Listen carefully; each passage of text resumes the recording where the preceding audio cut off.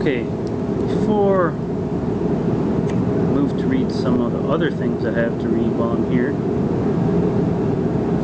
let's read chapter 8. I think this is really pointed. That's better. Chapter 8. A sleepover with Aunt Riley. Sparrow explained the temporary sleeping arrangements, then disappeared to prepare coffee and scones. Oh, scones are so good. I miss scones. Aunt Poppy led to the newlyweds to their suite. Ryla helped carry the futon to Jose's room, then rounded up sheets, blankets, and pillows while Jose and Aunt Poppy put Elias to bed.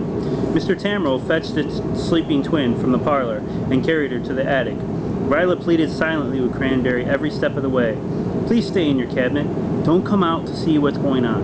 When they hit the attic stairway, she added, "Please don't let any of the other monsters be alive. Not for the next 10 minutes. Ryla wasn't sure whom she was making this urgent request to, but she hoped whoever was in charge of the star patterns obliged her. The attic was dark and quiet. Instead of clicking the overhead light, Ryla turned up the lamp next to the bed for a softer glow. She whisked her stuffed animals off the pillow and piled them in the rocker, among the 4 lions: bear, rabbit, walrus, rhino, icicle, sweetie pie, and shamrock. The January, February, and March monsters. Lined up on the bookshelf were Burley, Summer, Sparkler, and Butterscotch, May, June, and July, and August. Owl, September, was in the spot between the computer and the printer, and Chelsea, April, was over a shelf over the tub in the bathroom. She was a mermaid monster, so the tub had been her home when she was alive. Goblin was still beneath the rocker, where she liked to hang out. Bo was on top of the dresser as the newest monster. She was the one most likely to spring to life. Ryla had even laid out a red ribbon stitched from the Christmas gift wrapping box just in case Bo woke up hungry. Ryla yanked back the quilt so Mr. T could slip his new daughter beneath the covers. Her pink sweatsuit would have to double for pajamas. "Her name is Alexis," Mr. Tamara whispered. "Usually she's not this quiet," he chuckled at his own joke.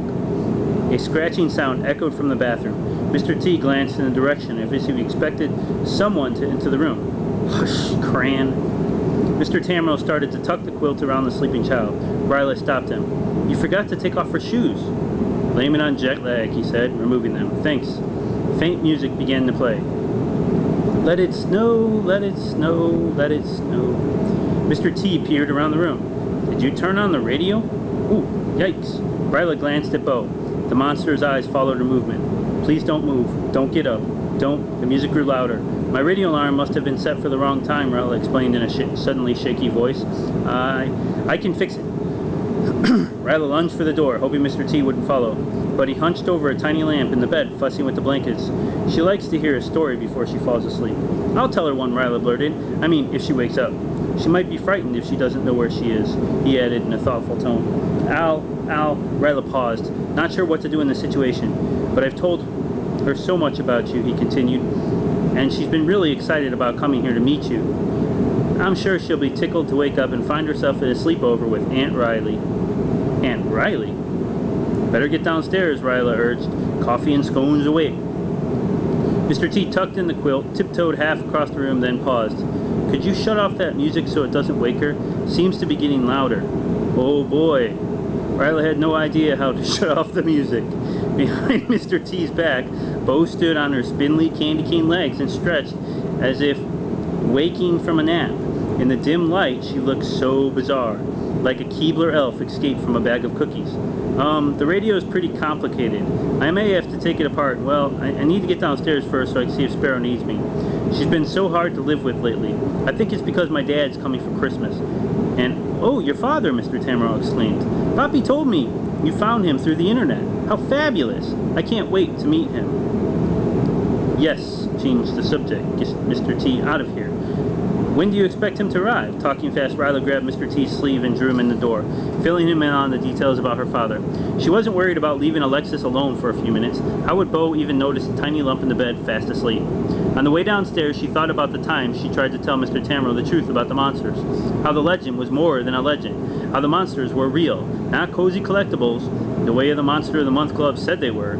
Yet now, that she'd had the perfect opportunity to prove it to him, she chose not to. Why? Ryla puzzled over the reasonings. Sharing the secret with Mr. T alone was one thing, but now he was part of a family. Could she trust him to keep her secret any more than she could trust Sparrow to let the monsters remain with her in the attic? You're still angry with him for acquiring a family without your permission. He doesn't need my permission. He's a grown-up. Aha! A grown-up. That's the real reason you'll never tell him the truth about the monsters. Downstairs, Sparrow poured coffee and tea while Jose fetched extra chairs from the kitchen table. Here they are, Aunt Poppy exclaimed. Sit down, Abe, and tell us how you and Mina met. Well, we want to hear the whole story. Yes, tell us, Sparrow urged, handing a stack of napkins to Ryla.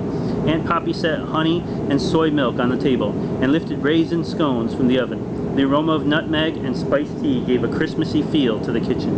Ryla quickly slapped a napkin next to each plate. Her urgency to return to the attic was stronger than her desire to eat a warm scone, no matter how heavenly they smelled. Sparrow was fussing over Mina's wedding ring. Ryla yanked on her mother's apron. Do you need me? She whispered. No, but stay, Rill. We haven't seen Abe for months. Have a seat. Ryla tried to look apologetic. I really think I should get back upstairs. If Alexis wakes up, I'll be there. Oh, how sweet, gushed Mina. Turning to her new husband, she added, Ryla is just as dear as you told me.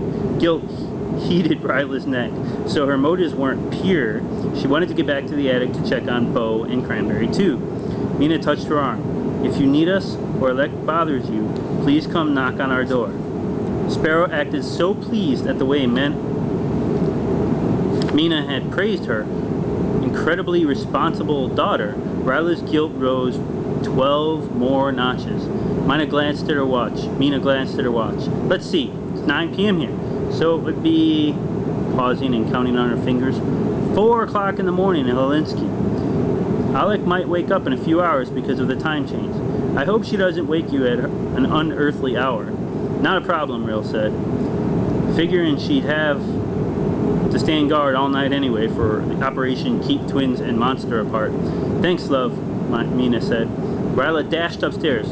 Earlier, she hoped the monsters stayed asleep. Now, she hoped Alexis stayed asleep. When she reached the attic stairway, strains of I'm Dreaming of a White Christmas met her ears. Uh-oh. The quicker she learned how to turn off Bo's music, the better.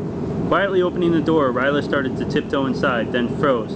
On the bed, sitting in a play circle, were Bo, Cranberry, and a very wide-awake 4-year-old.